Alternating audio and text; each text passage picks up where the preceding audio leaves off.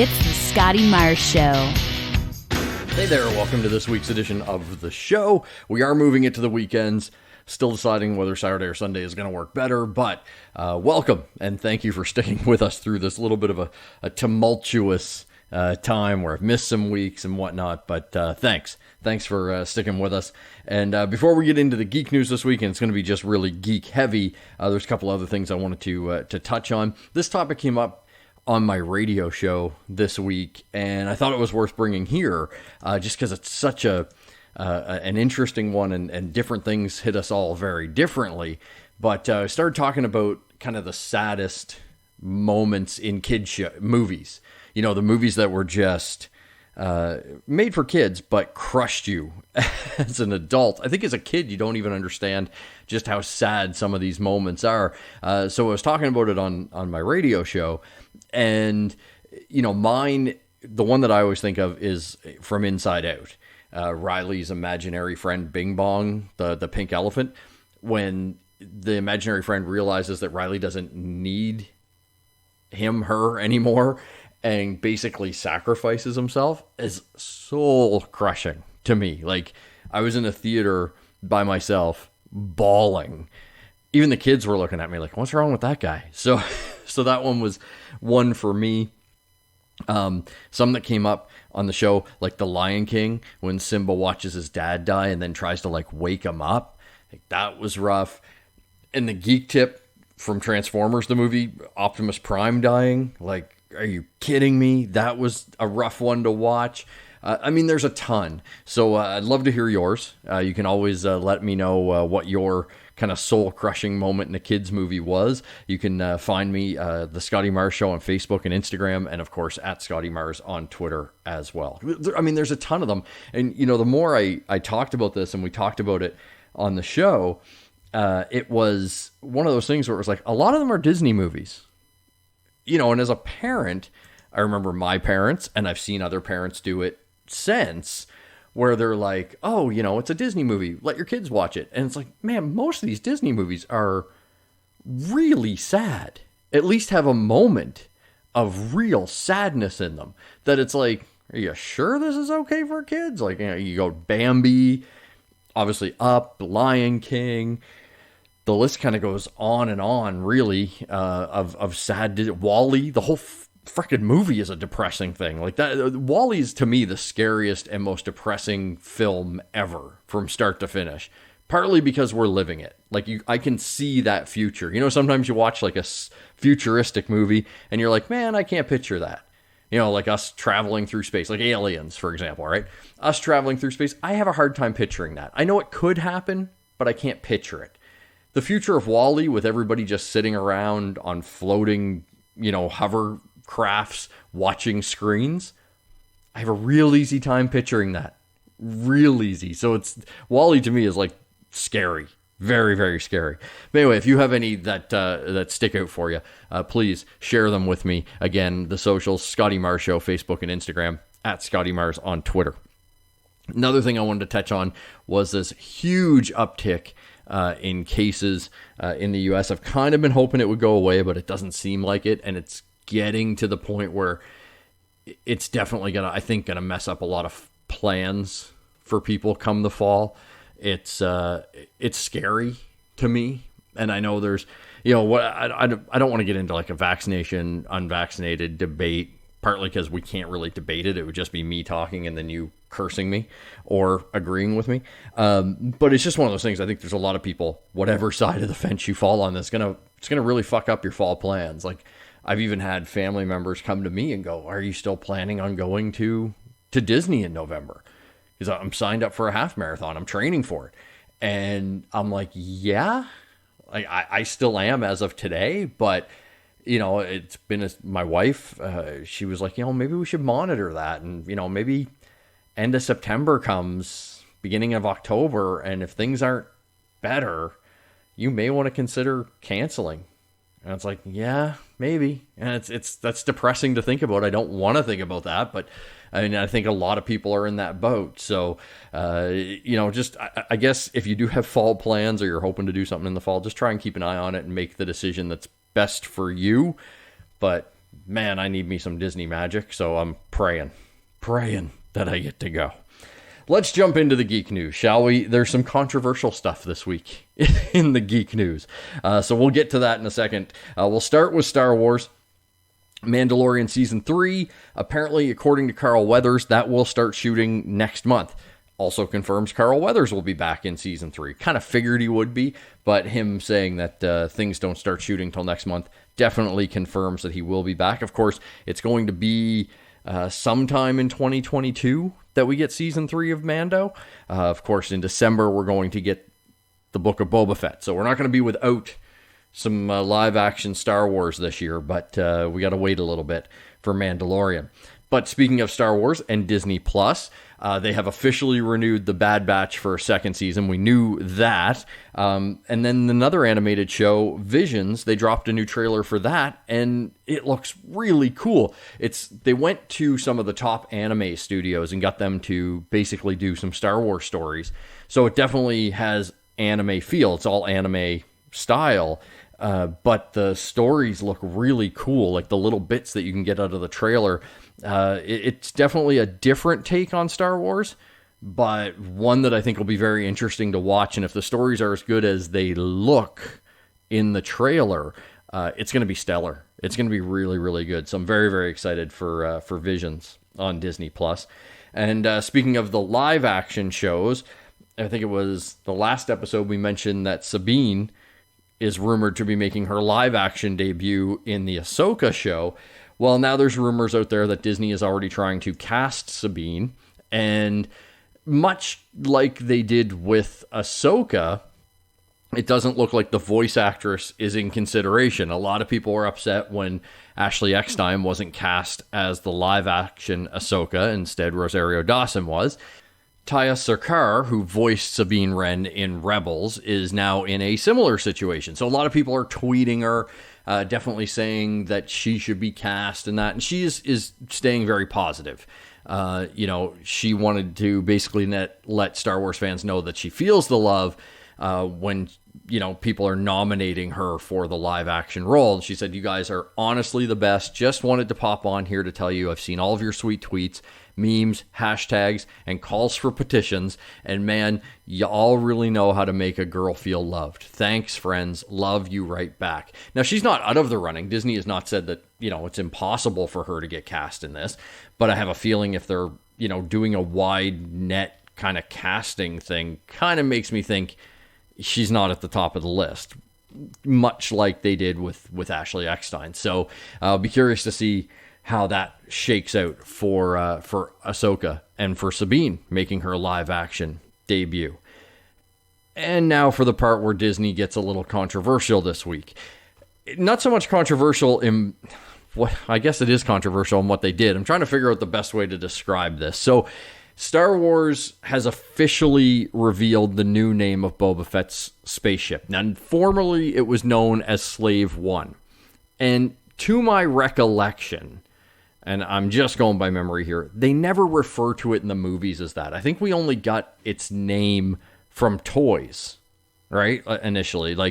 So anyway, obviously, with a name like Slave One, and in kind of the world that we're living in right now, you can see why a company may want to change that name, especially if they're going to start pumping out a shit ton of new toys.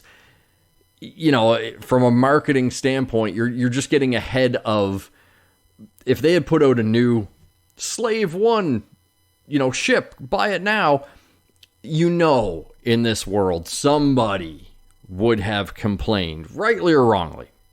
That's not for me to decide. I'm not the person complaining. But Disney was like, no, we're going to change its name. Boba Fett's going to be huge this winter. So we're definitely going to change it. And they changed it to Fire Spray. Okay.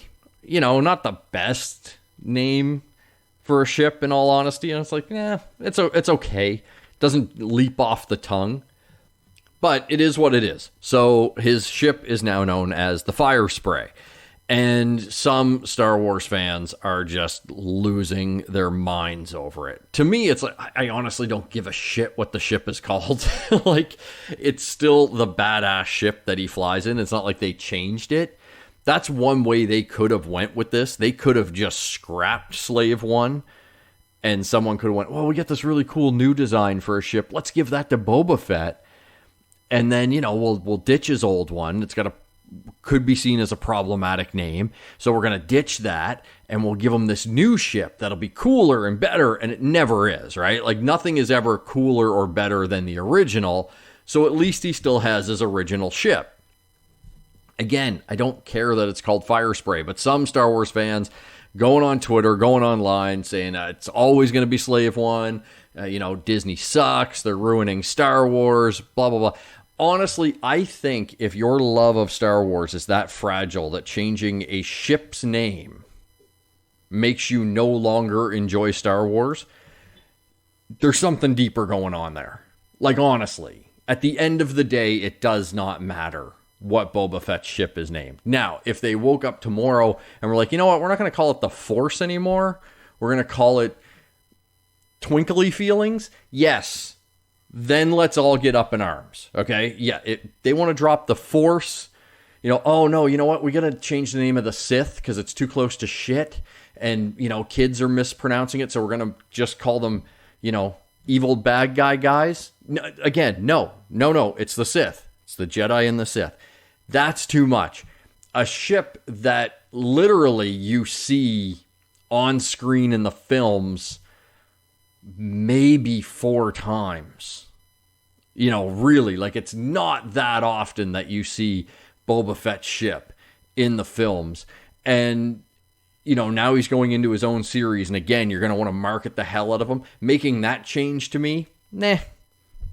Yeah. Does it bother me? I grew up with the original name. That's what my toy box said when I bought it. But at the end of the day, again, it doesn't matter to me. That, to me, is such a small thing. Disney making that change is not ruining Star Wars. They didn't somehow come along and shit on 40 years of memories and storytelling by changing the name of a ship. Again, Millennium Falcon changed the name of that ship, yes, because it's so integral to the story. I mean, at one point, when I was a kid, I thought Vader was more concerned about, getting the Millennium Falcon than he was about getting Luke or anybody else. I thought he just wanted the ship. So, again, things like that are so tied into the story, yes, those need to be kind of guarded. But these ancillary things that are just on the fringe of the story, changing the name of a ship, not that big a deal. Again, you can go, if you search like hashtag Star Wars is ruined, Disney kills Star Wars, you will find a ton of stories about how the changing of this ship name was the worst thing to ever happen in the entire series. Like, Jar Jar, way better than Fire Spray. Whatever. Anyway, let's move on to Marvel. What If Season 2 is coming. What If Season 1 is 2 episodes in, but we already know that they're going to do a Season 2. And Kevin Feige has come out and said they're really going to focus on Phase 4 movies for Season 2. So they're really going to try to expand on kind of the next wave, as it were. So not knowing what stories they'll do what ifs for, but knowing like the movies in Phase 4 are Black Widow, Shang-Chi, Eternals, Spider-Man, Doctor Strange 2, Thor, Love and Thunder, Black Panther 2, The Marvels, Ant-Man and Wasp, Guardians 3, and then Fantastic Four. Those are all your movies in Phase 4. And then in the television series part, you got WandaVision, basically all the TV shows that have come out so far, right? And ones to come, like Miss Marvel, Moon Knight, She-Hulk, Secret Invasion. They'll definitely do a What If episode on Secret Invasion. There's no way. I could see one on Loki as well. What if the TVA took over or something like that, right? Definitely there's going to be some different what ifs coming out of that. I'm sure one will come out of Doctor Strange in the Multiverse of Madness, because there's going to be a lot of different possibilities in the multiverse. So it lends itself very easily to a what if type scenario. So that's going to be happening. I would say we'll probably get season 2 of What If, probably, I'm going to guess 2023 is my guess, early 2023. They did drop, speaking of Phase 4, they did drop a new and final trailer for the Eternals. I got to tell you, the trailer looked phenomenal. Really good. And it also feels like the least Marvel movie, if that makes any sense.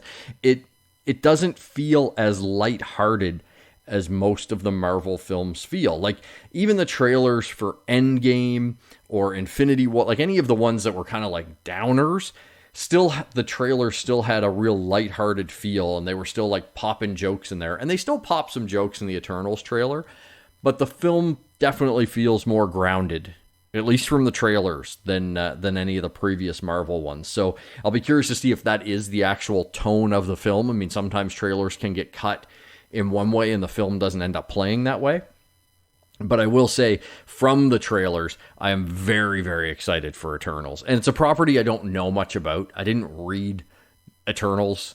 It wasn't something that grabbed my attention when I was a kid reading Marvel. It's really when I read Marvel comics was when I was younger.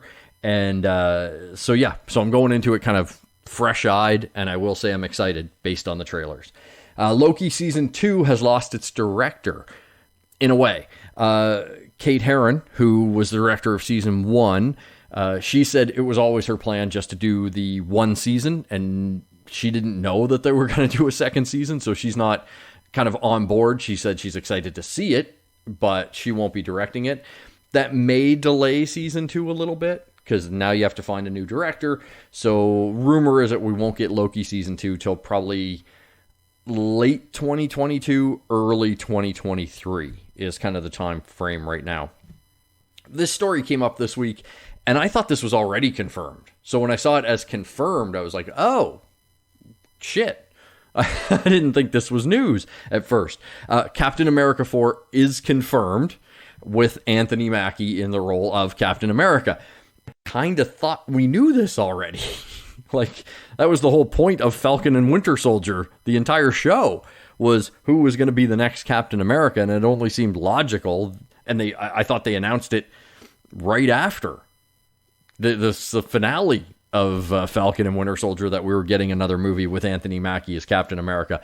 But apparently that was all just heavy rumor, even though it looked like on some news sources that it was being reported as 100% confirmed. Well, now it is 100% confirmed. So, in the no shit department, we're getting Captain America 4 with Anthony Mackie as Captain America. One of those upcoming Marvel Cinematic Universe Phase 4 TV shows is Ironheart, and it has been confirmed that Ironheart, or Riri Williams, will be in Black Panther 2, Wakanda Forever. So we'll see her there before we see her own TV show on Disney+, which looks like right now it's limited to be a 6-episode series. Good news to see Ironheart. I'd be curious to see if they're going to take her into a Young Avengers type role, because it definitely looks like they're building that team. Or will they, kind of have her grow up quickly and turn her into a full-on Avengers type role? That's, still kind of left up in the air. I wouldn't be shocked, though, if they build Young Avengers as maybe their next great team, because it would be a little different than what we had previously seen with the Avengers, so it would make sense. Switching over to DC, Catwoman is getting her own anime film. Catwoman Hunted is the name of the film, and it's apparently next on the DC animation docket, Warner Brothers Animation. It's going to star Catwoman as well as Batwoman, and we've got some of the cast. Elizabeth Gillis is going to be doing Catwoman. Stephanie Beatriz is of Brooklyn Nine-Nine fame. She's going to be Batwoman. Black Mask will be in there. Solomon Grundy, Talia al Ghul, Tobias Whale. There's quite a few characters that will be in Catwoman Hunted. So interesting to see Catwoman getting the lead in an anime film. Very much looking forward to checking this one out. I always think Catwoman's kind of an underutilized character, especially when most of the time they just, have her paired with Batman. So it'd be nice to see her kind of out on her own. Fortnite continues to become a haven for comic book characters. And of course, DC's doing an entire Fortnite comic book series with Batman. And now another DC hero has found their way into the game. Wonder Woman arrived this past week in Fortnite. So if you're a big Fortnite player and you haven't grabbed the Wonder Woman skin yet, you may want to do that. So it was a very successful campaign online with hashtag release the Snyder Cut. So successful, in fact, that it worked.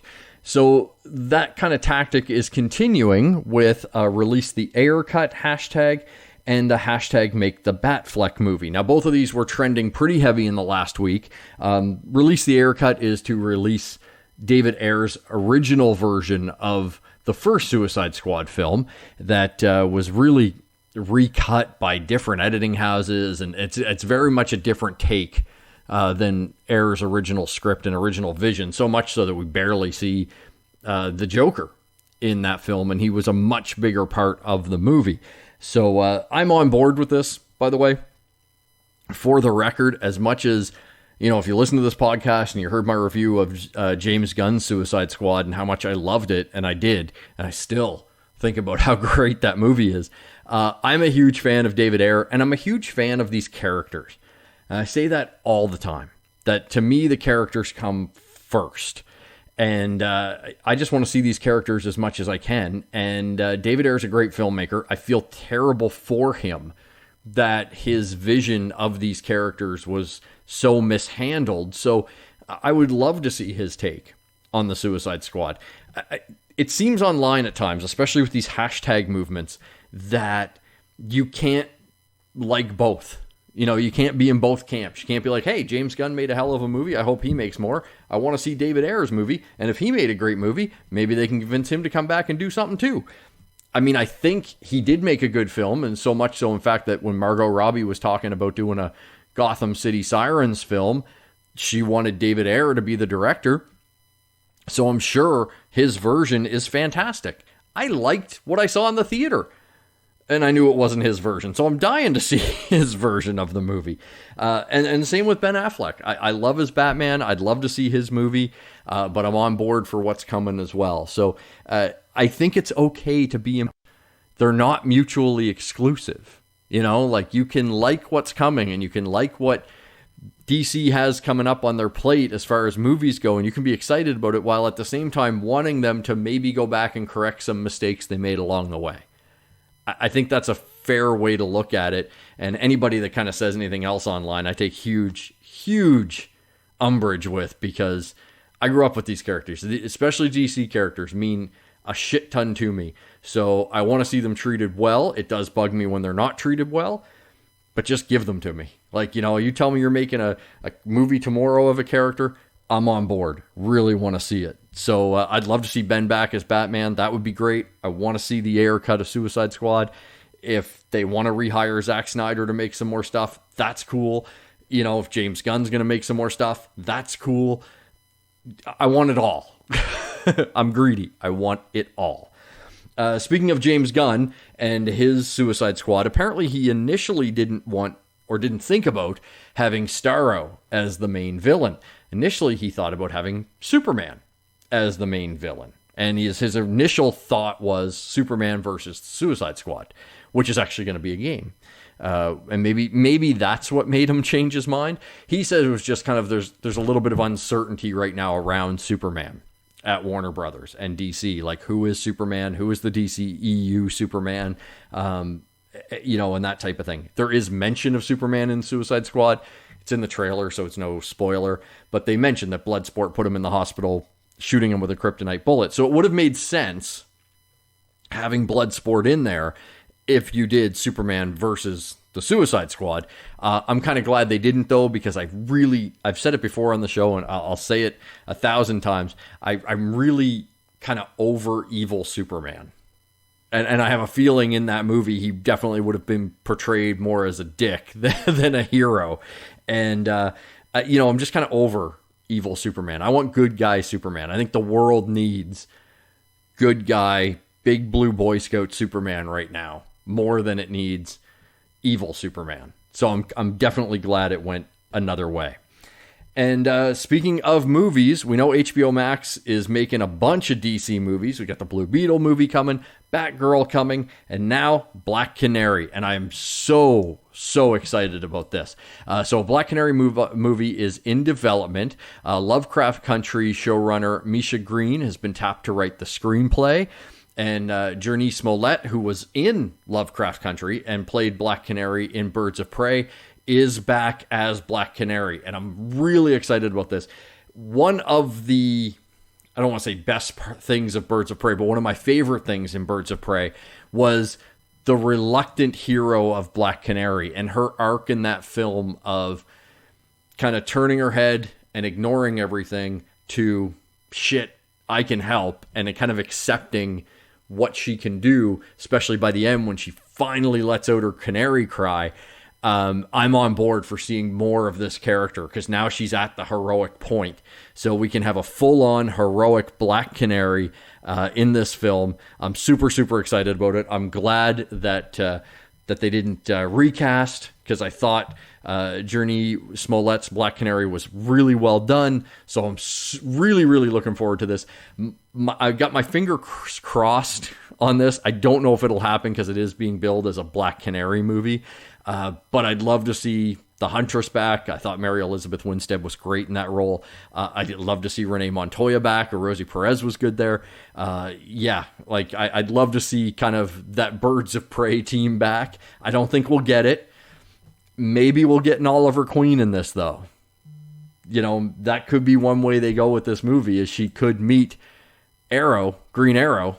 We could get our DCEU Arrow here, and which would be great. You know, a Green Arrow, Black Canary romance, that is so core to both of their characters. I would love to see that find its way into this movie. If not this one, maybe a follow-up. I'm already writing maybe a sequel. But super excited about this. My only nitpick on all this stuff, and because this falls in with Titans, which season 3 is premiered, and I haven't been able to see because I live in Canada. So this is my only problem with all these badass movies being announced for HBO Max, like Blue Beetle, Batgirl, Black Canary. You got Titans on there, Doom Patrol season 3, which starts soon. I can't get these in Canada right now. Super frustrating. So before these things start to drop, HBO, Warner Brothers, get your act together and get HBO Max in Canada. I will step off my soapbox now. That will do it for this week's edition of the show. Thank you so much for joining me. Don't forget, spread the word, tell your friends, and we will be back again next week with another edition of the show. And again, follow us on all the social media platforms that are out there that we're on. Instagram, Facebook, just look for The Scotty Mars Show. On Twitter, @Scotty Mars. And until we chat again, have a great week.